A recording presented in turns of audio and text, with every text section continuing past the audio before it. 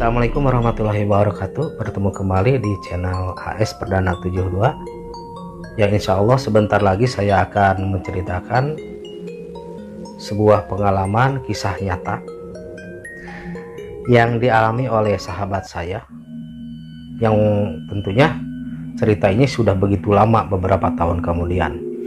Cuman saya sengaja direview lagi kembali untuk di-share atau untuk diceritakan lagi ke sahabat-sahabat saya. Barangkali cerita ini bisa bermanfaat khususnya bagi saya, umumnya bagi para sahabat-sahabat semua yang mendengarkan. Dan tak lupa saya mengucapkan banyak terima kasih pada sahabat-sahabat yang telah mampir di channel kisah misteri ini. Juga tak bosan-bosan saya mengucapkan banyak-banyak terima kasih atas support dan dukungannya bagi rekan-rekan untuk channel ini, biar channel ini terus berkembang. Baik, supaya tidak lama-lama, bagaimana kisah selanjutnya? Mari kita simak bersama-sama. Bismillahirrahmanirrahim. Awal kisah. Pada waktu itu saya kedatangan seorang teman yang memang sudah lama tidak bertemu. Dan intinya teman saya itu lagi mencari pekerjaan. Itu juga atas dasar informasi dari teman saya juga. Dia datang nemuin saya, dan saya di sini perlu jelaskan, aktivitas saya biasa sehari-hari di proyek. Dan pada waktu itu kebetulan saya lagi mengerjakan proyek gedung elektronik di Kota B. Oh iya, untuk nama dan tempat saya sengaja samarkan untuk menjaga privasi dia juga. Kita sebut aja nama teman saya itu Rama. Dan saya sempat tanya juga ke si Kang Rama, "Ah, kamu bercanda, ledekin saya kalau nyari kerjaan ke tempat saya atau ngomong ke saya kayak begitu." Lantas dia bilang, "Kang, saya sudah tidak punya apa-apa lagi," katanya. "Peninggalan dari orang tua habis, tidak ada yang nyisa. Bahkan milik orang tua yang paling berharga pada waktu itu, ya salah satunya rumah, sudah terjual, sudah saya jual. Dan sekarang juga saya kontrak, masih di ruang lingkup dekat rumah tersebut." Gitu. Nah, lantas saya tanya lagi, "Harta sebanyak itu memang dipakai untuk apa sampai habis begitu?" Masih Kang Rama menjawab, "Panjang Kang ceritanya," katanya. "Pokoknya kalau diceritain kisah saya ini, ngeri lah," katanya gitu. Nah, saya nggak bisa panjang lebar. Terus saya tanya kembali, "Nah, serius kamu Kang mau kerja?" gitu. Dia bilang dengan sigap, "Iya," katanya. "Sengaja saya datang sini nemuin Akang," katanya, "pingin untuk kerja. Tapi saya bilang saya nggak bisa bayar gede gitu lah, karena memang standarnya ya begitu gitu." Nah, bilang, "Nggak apa-apa Kang, yang penting bisa menyambung hidup lah," katanya. "Oh iya, kalau gitu nggak apa-apa gitu. Kapan mulai kerja?" gitu kan. Dia bilang, "Besok juga boleh," katanya. Terus saya tanya lagi, "Sekarang Akang mau kemana? Mau pulang? Apa mau gimana? Apa mau tidur di kosan saya?" Dia bilang. Kebetulan waktu itu saya kos sendiri. "Ya kalau Akang boleh," katanya, "mengizinkan saya untuk tinggal sementara di kosan Akang, ya nggak apa-apa ya. Ya boleh," saya bilang. Lagian pula saya kan sudah lama tidak ngobrol gitu. "Kita ngobrol nanti malam," saya bilang gitu. Nah, singkat katanya saya panggil teman saya untuk nganter si Kang Rama ke kosan supaya bisa istirahat dan rebahan. Nah, saya kembali aktivitas seperti biasa karena waktu itu memang saya lagi sibuk. Saya menjalankan rutinitas, ya, kerja di proyek lagi, dan si Kang Rama sudah diantar ke kosan oleh teman saya. Dan setelah sore saya pulang, Seperti biasa saya mandi, udah maghrib saya ngajak si Kang Rama keluar gitu untuk nyari makan malam. Sambil ngobrol di tempat makan, saya tanya, emang Kang, peninggalan orang tua yang sebanyak itu habis buat apa? Dia bilang, habis buat berobat anak katanya Kang. Karena pada waktu itu anak saya sakitnya aneh katanya. Saya tanya lagi, aneh gimana? Anak saya ini umur 4 tahun tidak seperti anak-anak pada umumnya katanya. Maksudnya gitu kan, ya 4 tahun kalau mau tidur gitu kan ditidurin, kalau bangun dibangunin gitu, mau makan sampai usia 4 tahun itu disuapin. Lagian makannya juga semacam bubur begitu ya kan. 4 tahun itu keadaan kondisi anak saya itu memprihatinkan Kang katanya. Giginya tidak ada katanya, rambutnya juga tidak tumbuh. Itu yang lebih ngeri lagi katanya Kang. Kalau misalkan habis obat kejang kayak setek, tapi badannya kalau sehari-hari lemes gitu, nggak kuat bangun apalagi jalan. Tapi kalau obat sudah habis katanya, dia kejang kayak setek begitu. Sedangkan berobat ke dokter itu waktu dari umur 1 tahun itu hampir seminggu 2 kali itu, terus-terusan aja ke dokter. Kayak dokter udah dikeliling, udah coba katanya ke rumah sakit mana, tapi belum membuahkan hasil gitu. Sedangkan pada waktu itu di kota B tersebut sekali berobat tebus resep itu 380 katanya. Belum berobat ke sana kemari yang rutinnya aja per 2 minggu 380. Sedangkan uang sebesar itu waktu itu ya lumayan besar katanya. Ya bisa diperkirakan 2007-2008 mungkin. Uang 380 itu besar gitu kan. Nah makanya usaha saya juga terbengkalai katanya, karena saya fokus sama istri ngurus anak. Gimana caranya supaya anak saya itu bisa sehat kembali, ingin sembuh lah seperti anak-anak yang lainnya gitu kan. Pada waktu itu tidak bahas lebih lanjut lagi karena saya juga nggak begitu leluasa dan nggak begitu enak sama orang lain, karena posisi kita waktu itu ada di warung makan gitu kan. Nah tiba-tiba udah makan udah apa, saya ngomong udahlah kita ngobrolnya di kosan sambil nyantai gitu kan, sambil ngopi. Nah sesampainya di kosan baru dia cerita yang sesungguhnya, yang katanya semenjak anaknya berumur 1 tahun dia terus-terusan berobat gitu. Lalu seminggu 2 kali, hampir semua rumah sakit dokter dia jajal sampai ke Jakarta gitu, rumah sakit yang terkenal. Cuman saya nggak sempet tanya penyakitnya itu penyakit jenis apa gitu kan. Yang intinya semua aset peninggalan orang tua itu makin berkurang, dia jual untuk biaya hidup, untuk biaya anak. Ya namanya keperluan kan kita juga mungkin ya, kalau terus-terusan dipakai tanpa ada pemasukan yang jelas ya begitu gitu. Dari mulai mobil, mulai sawah, hingga sampai rumah habis.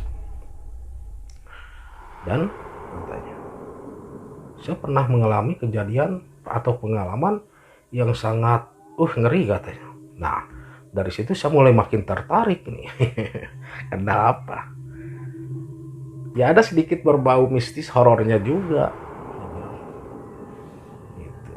Saya intinya udah uang sudah habis, harta peninggalan sudah tidak ada, rumah juga sudah dijual, dan saya juga sekarang kontrak, tapi tetap ingin memperjuangkan gitu, ingin memperjuangkan kesembuhan si anaknya. Gimana anaknya bisa sehat gitu, bisa normal kayak anak-anak lainnya.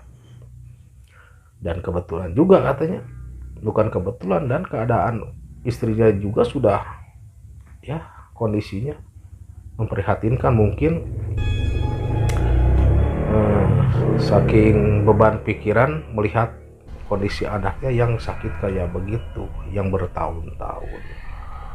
Nah, ada informasi katanya dari salah satu dokter, anak Akang bisa sembuh, bisa normal kembali kalau berobat ke Jepang gitu kan. Nah, sedangkan biaya ke Jepang, berobat ke Jepang itu, berobatnya aja kurang lebih di angka 800 juta pada waktu itu. Angka yang cukup fantastis.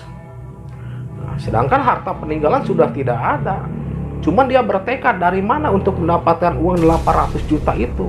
Dia tetap kepikiran gimana caranya supaya si anak bisa sembuh gitu, bisa sehat, bisa normal kayak anak-anak yang lainnya.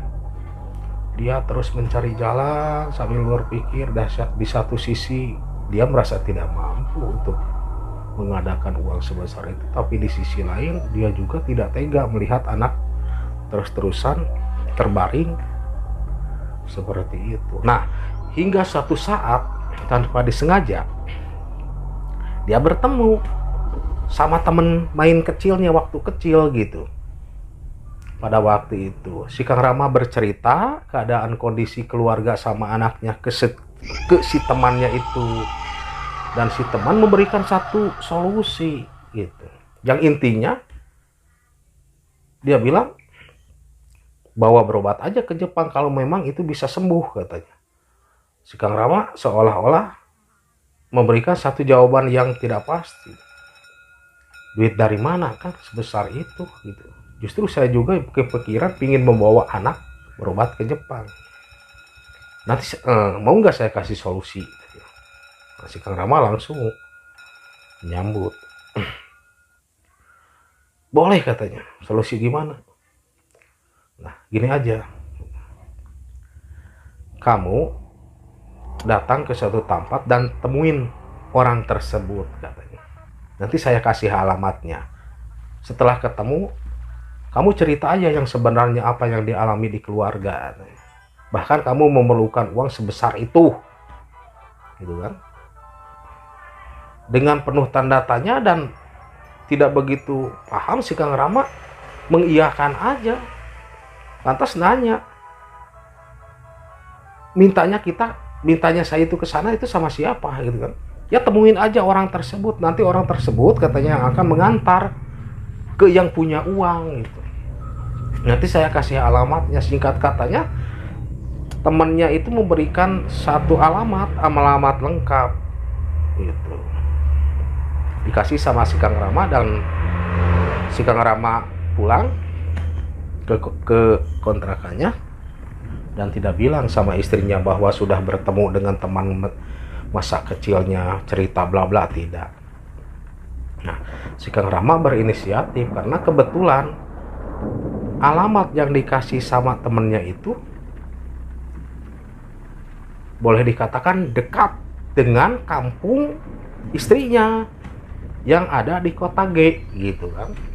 Ya, cukup perjalanan kalau naik kendaraan cukup 3 jam 4 jam katanya, nggak begitu jauh gitu.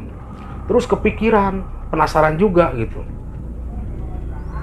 dia ingin menemuin alamat yang dikasihkan sama temennya itu. Lalu dia mencari alasan. Si Kang Rama bilang sama istrinya kalau dia ingin menenangkan diri ke rumah mertuanya yang ada di kampung G gitu. Tentu saja istrinya sangat gembira. Di satu sisi mungkin dia juga sudah rindu sama kampung halamannya, sama orang tua dan keluarga. Di sisi lain dia juga memang merasa sudah lelah, ingin menenangkan diri juga di kampung gitu kan. Lantas si istrinya mengiyakan dan menyarankan agar secepatnya kita bisa ke sana katanya. Singkat katanya si Kang Rama pergi aja dari kota B tersebut ke kampung orang tua si perempuannya, si istrinya. Begitu sampai di rumahnya selang 1 hari, si Kang Rama pamit sama istrinya bahwa dia ingin menemui temennya, ada pekerjaan gitu, ada informasi pekerjaan. Dan ke mertuanya dia juga bilangnya begitu. Selain ingin menenangkan diri di rumah tersebut, dia juga ada informasi dan mau nemuin temennya gitu di kota itu juga. Si istri sama orang tuanya, mertuanya tidak begitu curiga, mengiyakan aja. Pagi-pagi sekali si Kang Rama sudah berangkat menuju ke alamat yang dikasih sama temennya itu. Nah, singkat kata dalam perjalanan ketemu alamat yang dicari. Dan ternyata setelah dicari dan ketemu, orang tersebut itu merupakan salah satu juru kunci di hutan tersebut gitu. Cuman gak disebutin, dia nggak nyebutin hutan apa. Nah, setelah bertemu dia ngobrol ngalir gitu, dan akhirnya ke pokok pembicaraan. Dan si juru kunci itu menanya apa maksud dan tujuan Kang Rama datang ke sana gitu kan. Kang Rama langsung menyebutkan, saya ini dapat petunjuk informasi dari teman saya, bahkan alamat ini juga dari teman saya punya kesulitan, punya keluhan. Jadi beberkan, dipaparkan keluhannya itu berhubungan dengan uang untuk berobat anaknya ke Jepang. Nah, singkatnya si juru kunci itu merespon, ya sudah katanya, ada syaratnya. Nah, syaratnya apa itu? Kamu pertama harus menyediakan sesajen. Setelah sesajen, kita pergi ke salah satu tempat dan di sana kita ritual. Nah, itu katanya syaratnya, kamu harus bulat tekad kamu, harus benar-benar bulat tekad kamu. Kalau memang di pikiran kamu ingin mempunyai uang sebesar itu, katanya, jangan takut. Apapun yang terjadi, apalagi lari, kamu diam di tempat. Nanti kamu di sana ada ritual. Si Kang Rama belum begitu paham, nggak mengerti juga apa yang dikatakan si juru kunci, cuman mengiyakan karena ada yang di pikirannya cuman duit gitu kan untuk berobat anaknya. Setelah pelengkapan sesajen ada, lalu si kuncen atau juru kunci itu dan si Kang Rama pergi ke salah satu tempat lumayan jauh, katanya ada 45 menit itu. Ya sampai di salah satu goa gitu kan, di tengah hutan. Ya awal mulanya si Kang Rama juga merasa takut, tapi berhubung ada juru kunci yang kayaknya sudah begitu paham dengan situasi di sana, ya sedikit menenangkan. Lalu singkat kata sampai ke tempat yang dituju, yaitu salah satu goa yang ada di tengah hutan. Tempatnya lumayan angker juga katanya, tidak ada rumah penduduk, ya namanya di tengah hutan gitu kan. Dan akhirnya si juru kunci itu mengajak masuk ke bibir mulut gua itu. Di dalamnya itu banyak sarang apa semacam kelelawar begitu katanya. Dan si juru kunci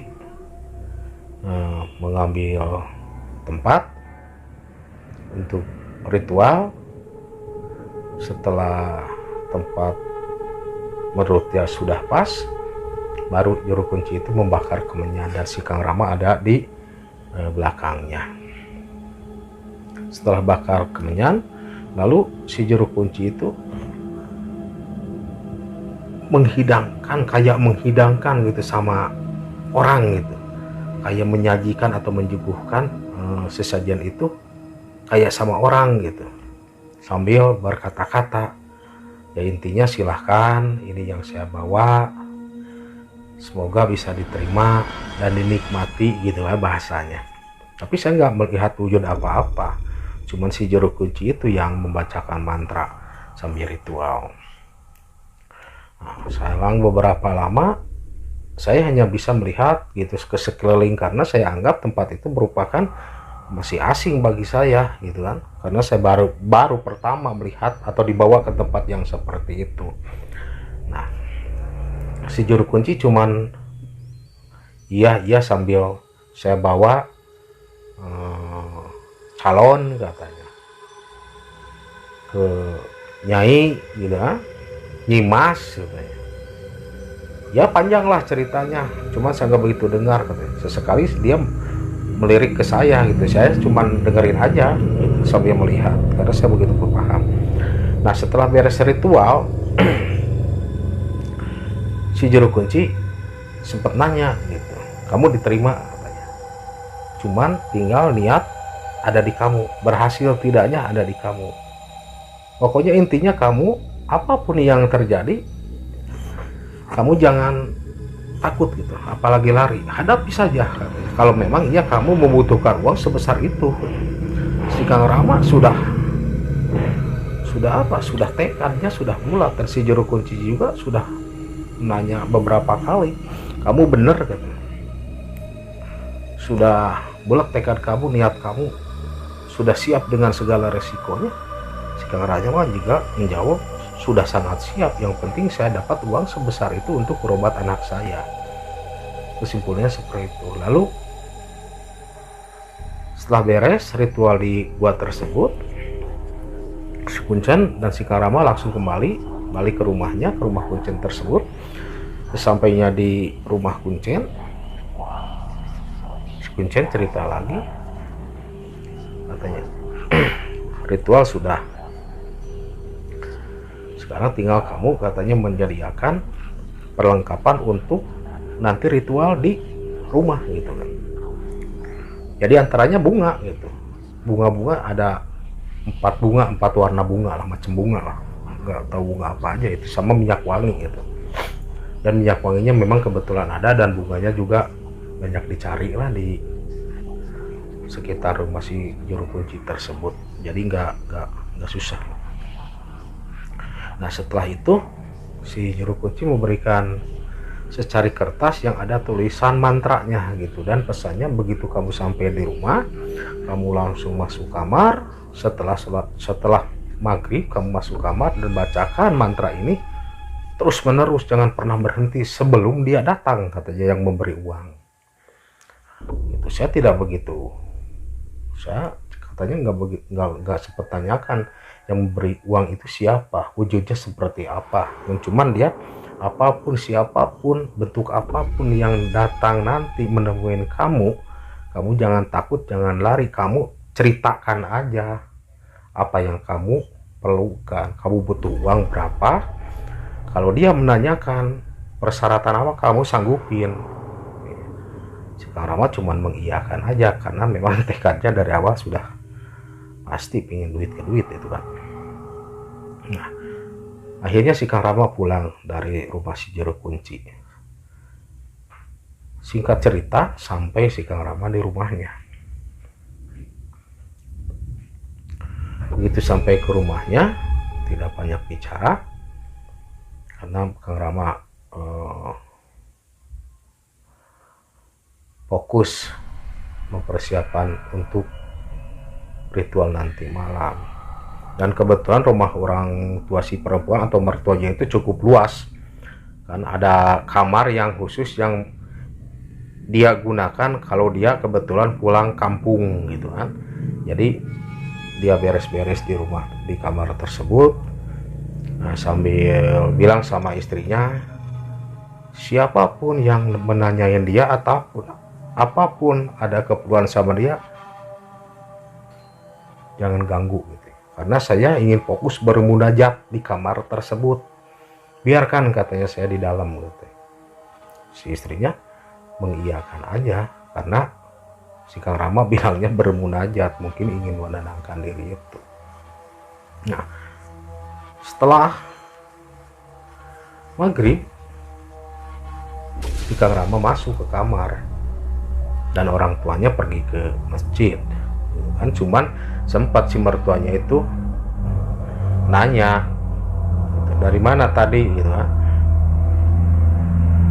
nemuin teman ya bla bla begitu. Cuman tatapan si mertuanya itu agak aneh juga menurut si Kang Rama, tidak seperti biasanya, mungkin karena melihat tingkah si Kang Rama agak seperti was-was begitu gitu.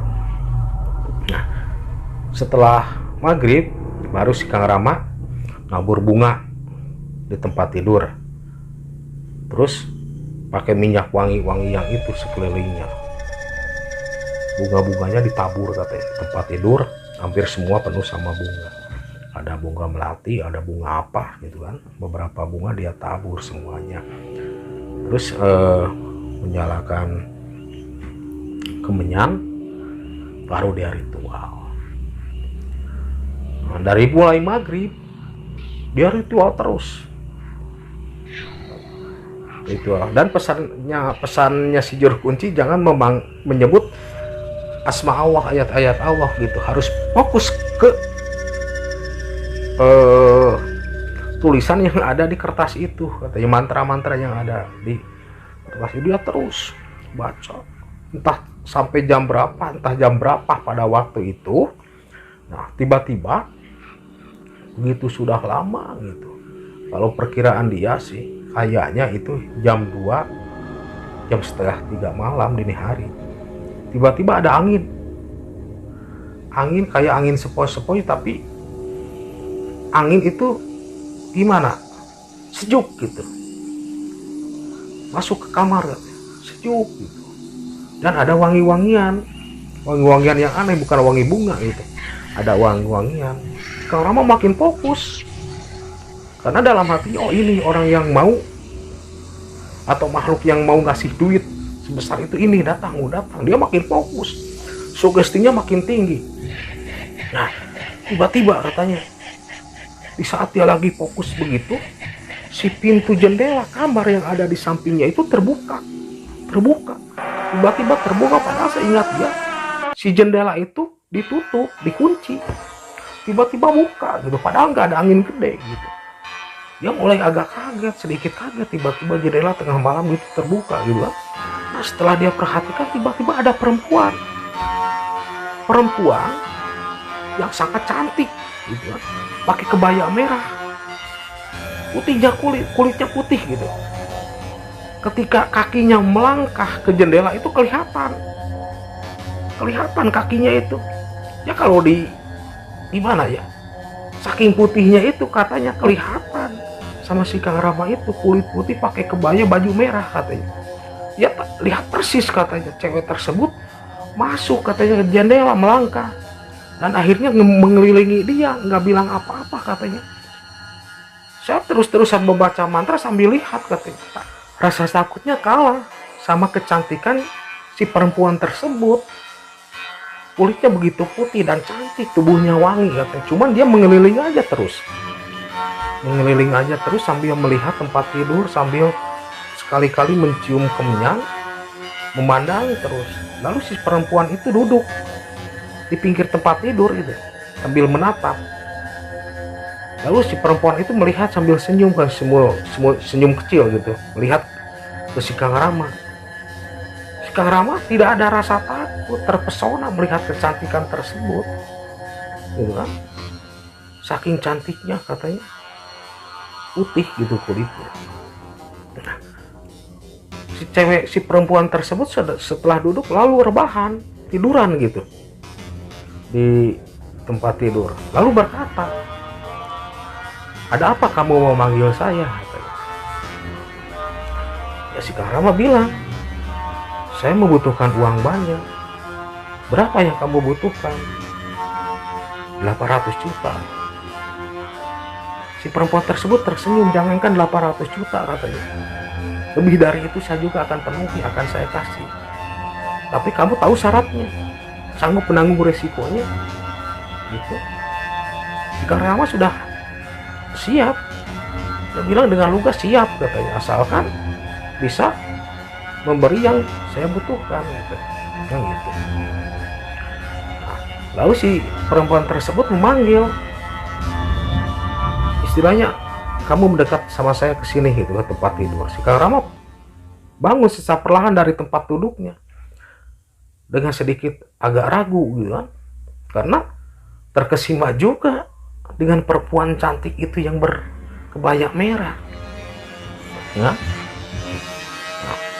baru aja dia bangun mendekati si Kang Rama, Tapi tiba-tiba itu saat itu juga ada suara petir yang menghantam ruangan tersebut.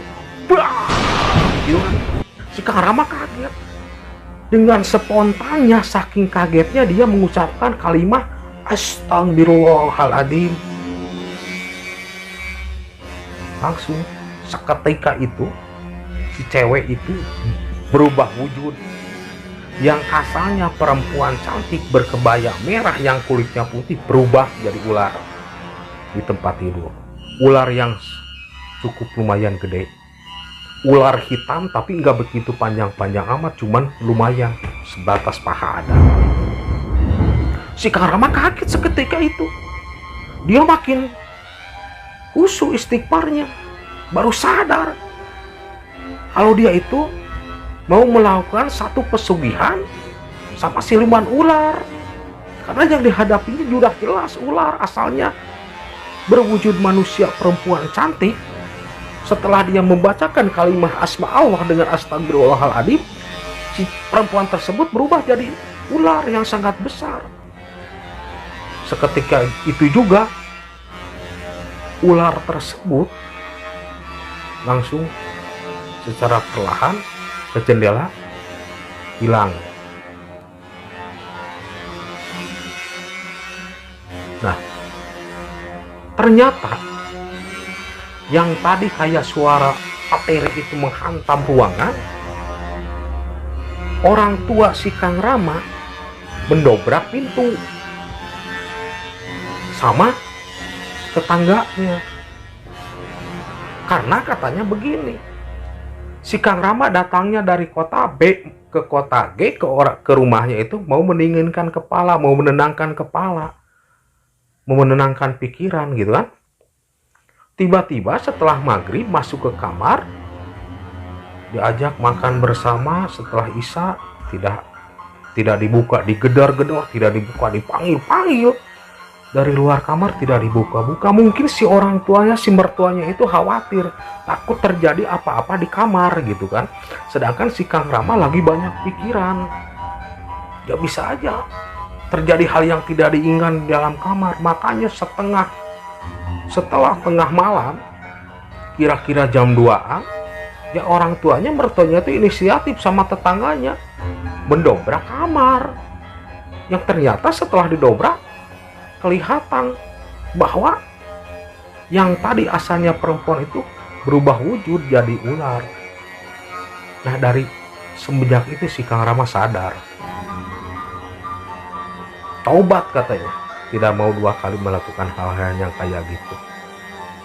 Apapun yang akan terjadi, apapun yang dijalani saat ini, katanya saya nikmati, saya bertawakal aja, karena mungkin sudah garis tangan saya begini, cuman saya pasrah saja sama yang di atas, tapi tetap berusaha jalan terus. Ya hikmahnya itu, apapun yang akan kita jalani, kalau memang belum ada izin Allah, tidak bakal terwujud. Meskipun kata sebagian orang mungkin bahwa mencari jalan pesugihan itu sangatlah gampang, sangatlah ente, tidak banyak risiko. Yang ternyata kalau belum waktunya, segala sesuatu apapun juga itu tidak akan terjadi. Ya intinya itu.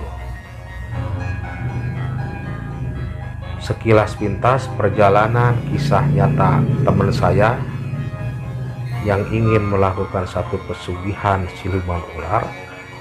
Alhamdulillah masih ada dalam pertolongan Allah. Maka itu khususnya mungkin bagi saya yang menyampaikan, semoga dari kisah sederhana ini bisa ada manfaatnya, umumnya bagi sahabat-sahabat semua. Semoga keimanan, ketakwaan kita terhadap Yang Maha Kuasa makin meningkat, dan kita yakin segala sesuatu atas kehendak Allah. Saya tutup cerita ini, maaf bila ada kesalahan kata, penyesuaian kata, atau ada kata-kata yang tidak pas pada tempatnya, saya mohon maaf. Cukup sekian, wabillahi taufiq wal hidayah. Wassalamualaikum warahmatullahi wabarakatuh.